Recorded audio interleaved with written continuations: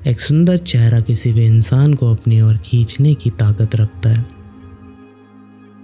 उसके द्वारा लिया गया फैसला, उसकी सोच, उसका बर्ताव सब उसके खिलाफ जा सकते हैं अगर एक सुंदर चेहरे के पीछे एक शैतान मुस्कुरा रहा हो तो।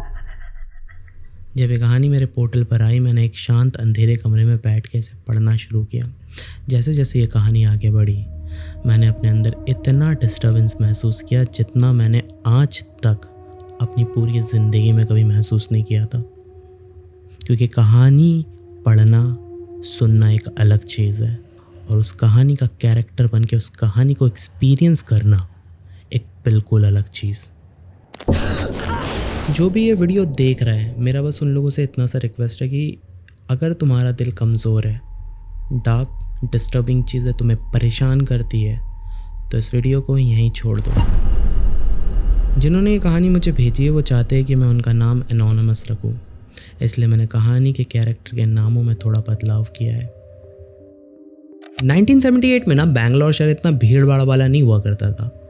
चौड़ी पेड़ों वाली सड़कें, पेड़ों पर ओस की बूंदें, सुबह की धुंध और गीली मिट्टी की खुशबू, सड़कों पर साइकिल, स्कूटर, एम्बेसडर कार।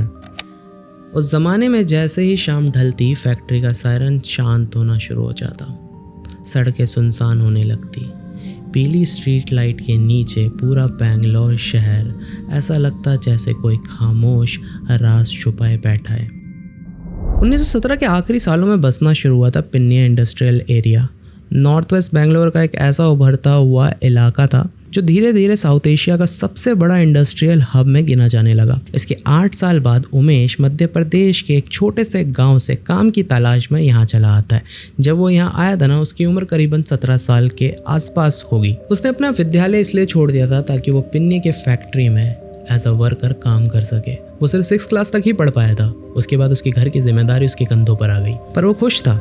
वो इसलिए खुश था कि वो अब अपने परिवार को एक अच्छी ज़िंदगी दे सकता है। लेकिन वो ये बात भी अच्छे से जानता था कि शायद भविष्य में वो कभी भी अब पढ़ाई को कंटिन्यू नहीं कर पाएगा। मुझे ऐसा लगता है ना, किसी भी लोअर मिडिल क्लास फैमिली के लड़के के ऊपर अगर वो लड़का जिम्मेदार है तो वो ना अपने परिवार को कभी भी ना मुश्किल में नहीं देख सकता।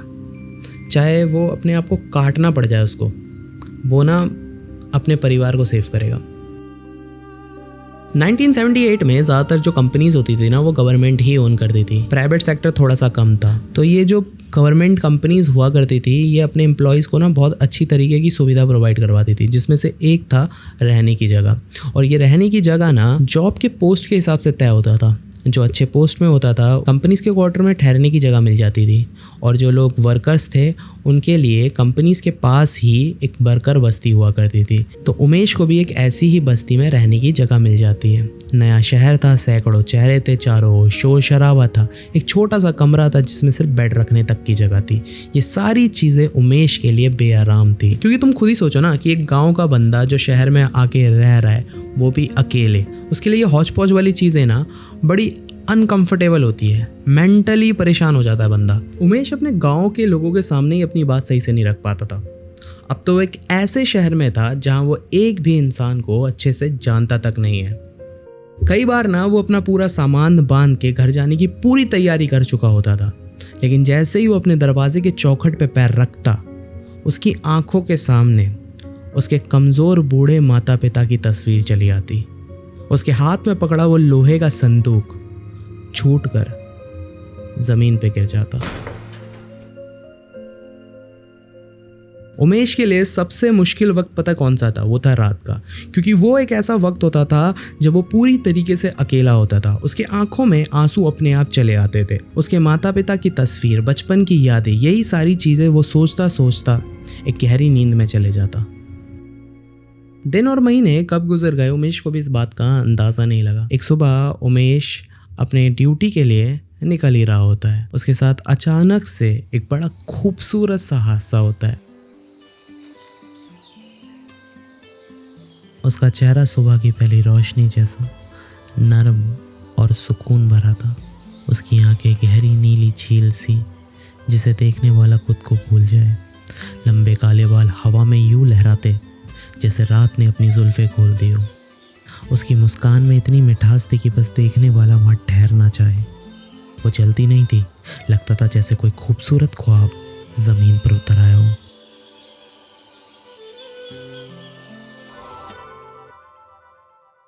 जब से उमेश ने उस लड़की को देखा था उसके बारे में और जानना चाहता था, कहाँ रहती है, क्या करती है, जिंदगी में क्या चाहती है। और कुछ दिन बाद उमेश उसके बारे में सारी जानकारी निकाल लेता है। जैसा एक आशिक एक सच्चे प्यार में जब पड़ता है, जो चीज वो करता है वही उमेश इस वक्त कर रहा था। उमेश को पता लगता है कि उस दिन जो लड़की उसने देखी थी, जिसके पीछे वो पूरी तरीके से दीवाना हो चुका था, उस लड़की का नाम मालती है और उसकी जिंदगी में कुछ सपने हैं और उस सपने में उमेश कभी भी फिट नहीं हो सकता, क्योंकि मालती की इच्छा थी कि वो एक ऐसे लड़के से शादी करे जो हीरो की तरह दिखता हो।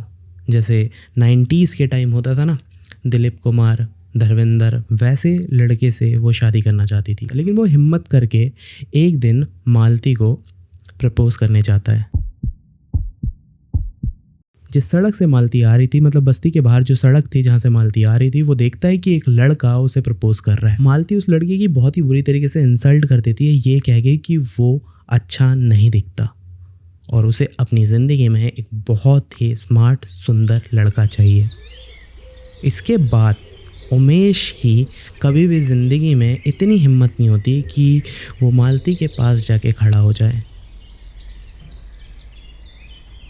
27 सितंबर 1978 ये वो दिन था जब पहली बार विजय वर्कर बस्ती में आता है।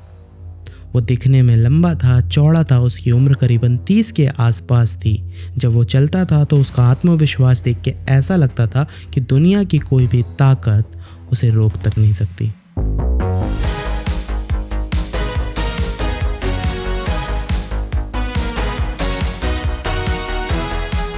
बैल बॉटम पैंट, खुले कॉलर की शर्ट, हाथों में घड़ी और बोलने का अंदाज इतना मीठा कि कोई भी इंसान उसकी बातों में आ जाए। उसके चेहरे पर हल्की मुस्कान आंखों को एक ऐसा सुकून देती थी कि किसी भी लड़की को पागल या दीवाना कर सकती थी। विजय के साथ एक और इंसान हुआ करता था, रघु। वो बहुत ही सोच समझ के बात करता था, जैसे लगता था कोई शातिर भेड़िया हो। अपनी चाल बहुत सोच समझ के चलता हो। एक बात ना बहुत अजीब थी कि विजय और रघु के बारे में पूरे मोहल्ले में कोई भी ये बात नहीं जानता था कि ये दोनों इससे पहले कहाँ से इस बस्ती में आए हैं। जब भी उमेश विजय और रघु को उस बस्ती में देखता तो उसे ना कोई एक अच्छी फीलिंग नहीं आती उनसे। उसका मन कहता कि ये कोई अच्छे इंसान नहीं है। लेकिन उमेश को इस चीज़ की कोई भी परवाह नहीं थी, बिकॉज वो पूरा टाइम मालती के पीछे पागल था। लेकिन उसकी खुशी ये भी ज़्यादा दिन के लिए नहीं रही।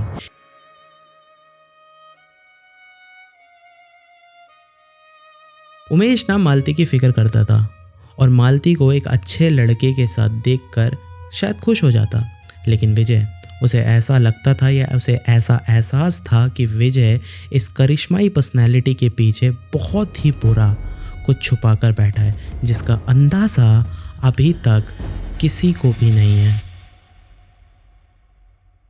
19 नवंबर 1978 मालती ने पहली बार मुझसे बात की। तुम मेरे घर के पास रहते हो ना? मैं पीछे मुड़ा। मैंने देखा कि खूबसूरती की देवी मालती ठीक मेरी आंखों के सामने खड़ी थी। कुछ पल के लिए मुझे लगा कि जैसे पूरी दुनिया शांत हो चुकी है। मेरे दिल की धड़कन तेज़ हो चुकी थी। वो कुछ कह रही थी, पर मेरी आंखें उसके चेहरे से हटने का नाम नहीं ले रही है।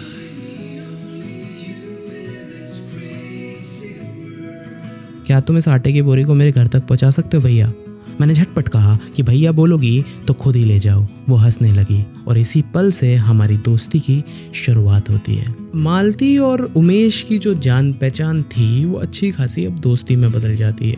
मालती को किसी भी चीज़ की ज़रूरत पड़ती है, उमेश हमेशा उसके पास खड़ा मिलता। धीरे धीरे इनकी दोस्ती इतनी गहरी हो गई थी कि मालती अपनी सारी बातें उमेश से शेयर करने लगी थी। उमेश एक अच्छे दोस्त की तरह उसकी सारी बातें सुनता था। अब इसके कुछ ही दिन बाद मालती जो है वो उमेश को ये बताती कि जल्द ही वो और विजय शादी करने वाले हैं। अब ये सुनते ही उमेश के जो है रोंगटे खड़े हो जाते हैं, लेकिन अब वो आगे कर भी क्या सकता था। 25 मार्च 1989 की शाम मैं ड्यूटी के बाद बस्ती के बाहर एक चाय की दुकान पर बैठकर चाय पी रहा था। मेरी नज़र सड़क की ओर जाती है, जहां इस वक्त विजय अपनी सफ़ेद बजाज स्कूटर पर बैठा किसी का इंतज़ार कर रहा था। कुछ ही पल में मालती वहां आती है और विजय के साथ चली जाती है।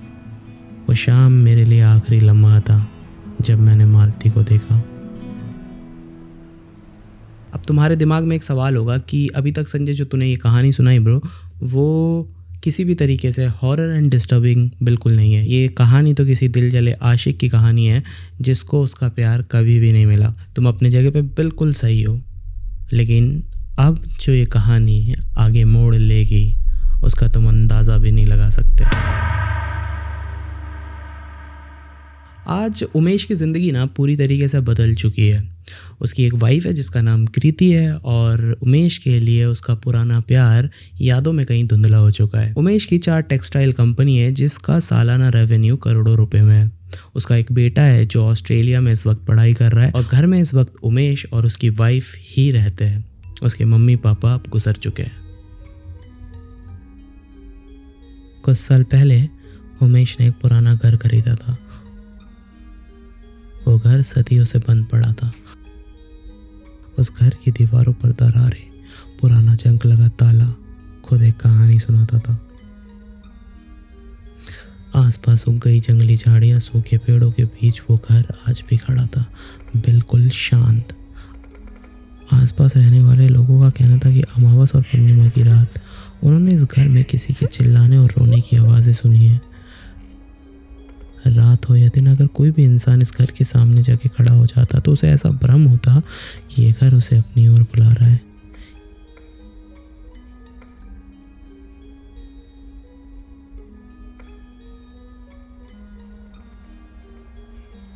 ये जो पुराना घर था उस वर्कर बस्ती से सिर्फ 10 किलोमीटर की दूरी पर था।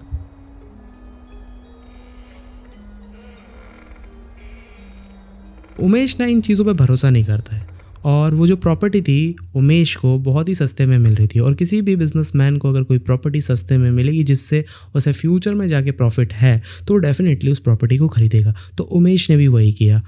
उमेश उस घर को तोड़वाता है और अपने लिए एक लेविश घर उसी जगह पे बनवाता है। वो जो लेविश घर था वो बनकर अब तैयार हो चुका था और पिछले कुछ दिनों से उमेश और उसकी वाइफ उसी घर में रह रहे थे। एक बात बड़ी अजीब थी कि गर्मी में भी वो घर किसी फ्रीज़र की तरह ठंडा रहता था।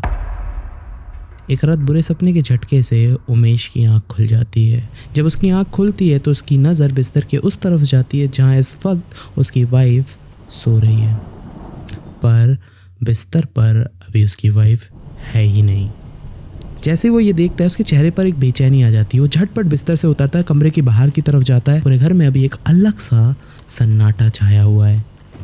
दूर एक बिजली कड़कती है जिसकी रोशनी से पूरा घर रोशन हो जाता है। उमेश शांत खड़ा रहता है, ये समझने की कोशिश करता है कि आखिर उसकी वाइफ गई तो गई कहाँ। उसे एहसास होता है कि किसी के गीले पैरों की आवाज़ सीढ़ियों से छत की ओर जा रहे हैं। छत का दरवाज़ा बिजली और हवा के कारण कभी खुल रहा है तो कभी बंद हो रहा है। तेज हवा और बारिश उमेश को छत की ओर जाने से रोक रही है। जिस पल उमेश छत पर पहुंचता है वो देखता है कि उसकी वाइफ छत की रेलिंग पर खड़ी है।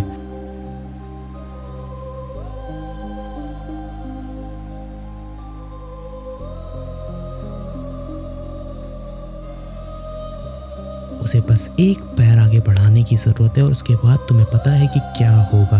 उसे देखकर साफ कोई भी ये बता सकता है कि वो खुद के काबू में नहीं है। बारिश, हवा और बिजली इस दृश्य को एक भयानक रूप दे रहा है। जैसे ही उमेश अपनी वाइफ को ऐसी हालत में देखता है वो पूरी ताकत से भागता हुआ उसके पास पहुंचने की कोशिश करता है, लेकिन तभी उसे एक गहरी ठंडी आवाज़ सुनाई देती है। उसे एहसास होता है कि ये आवाज़ उसने कहीं तो सुना है। वो बहुत ही आराम से पीछे घूमता है। उसकी नज़र अभी सीढ़ी घर के ऊपर जाती है जहाँ एक काला साया मौजूद है। उमेश ना उस काले साए में सिर्फ एक ही चीज़ देख पाता है, उसकी चमकती आँख। न जाने कब एक बिजली की कड़कड़ाहट पूरे आकाश में जगमगा उठती है। बिजली की रोशनी के कारण उमेश साफ देख सकता था कि अभी वहाँ कौन खड़ा है। वहाँ मालती खड़ी थी। वो हूबहू वैसे ही दिखाई दे रही है जैसा वो आखिरी बार उमेश को दिखी थी 35 साल पहले। आखिर 35 साल पहले मालती के साथ हुआ क्या था? आज ना हमारी दुनिया पूरी तरीके से खोखली हो चुकी है।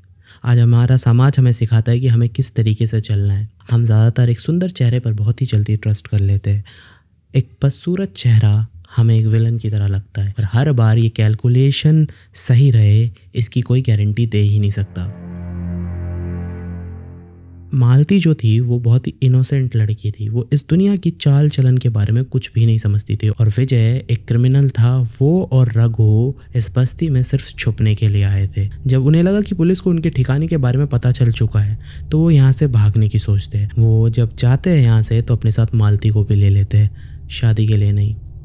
विजय मालती को लेके खंडर पहुँचता है। विजय और रघु कई दिनों तक मालती के साथ गलत काम करते हैं और बाद में किसी को इनके घिनौने काम के बारे में पता ना लग जाए इसीलिए मालती को 32 टुकड़ों में काट देते हैं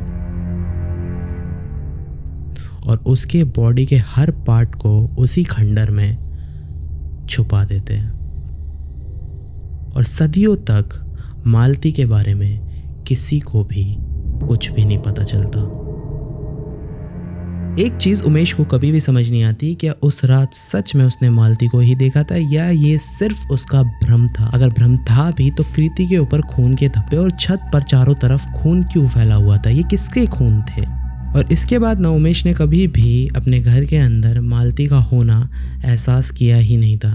और ऐसा क्यों था?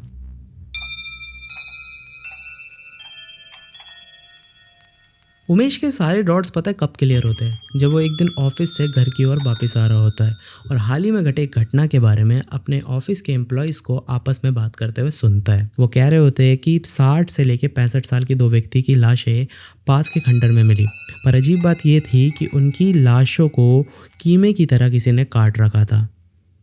पूरे खंडर के अंदर उनकी लाशों को फैला रखा था।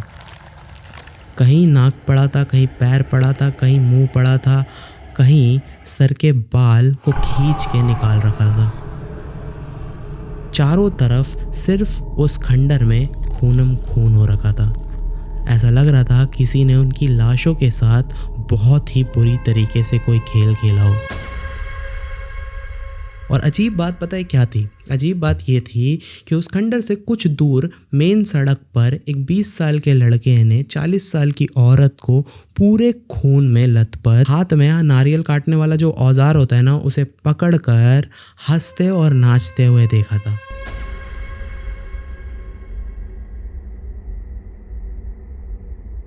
और सबसे अजीब बात पता है क्या थी जिसने उमेश को चौंका दिया था? कि उस औरत के चेहरे पे जन्म चिन्ह था। उमेश ये चीज़ तो अच्छे से जानता था ही कि उसकी वाइफ के चेहरे पे भी जन्म चिन्ह है और उसके वाइफ की उम्र भी करीबन 40-45 के बीच कुछ है। और जब वो ये अपना घर बनवा रहा था यहाँ पर, तो उसके मैनेजर ने ये बात बताई थी कि इस घर के अंदर किसी की हड्डियाँ मिली है। मतलब बहुत पहले यहाँ पे किसी की हड्डियों को काट काट के अलग अलग जगह पे दफन कर रखा है। पर उमेश इस बात को आगे बढ़ाना नहीं चाहता था। उसने मैनेजर को बोल के ये हड्डियाँ ठिकाने लगाने के लिए बोल दिया था। उस रात उमेश जब अपनी वाइफ को उठाकर नीचे कमरे की ओर लेके जा रहा था ना, तो उसने अपने कान में कुछ शब्द सुने थे जो उसे अब तक सिर्फ भ्रम लगता था। और वो शब्द कुछ इस तरीके से थे: काश मैंने चेहरे के जगह मन को चुना होता तो आज मेरा भविष्य कुछ और होता।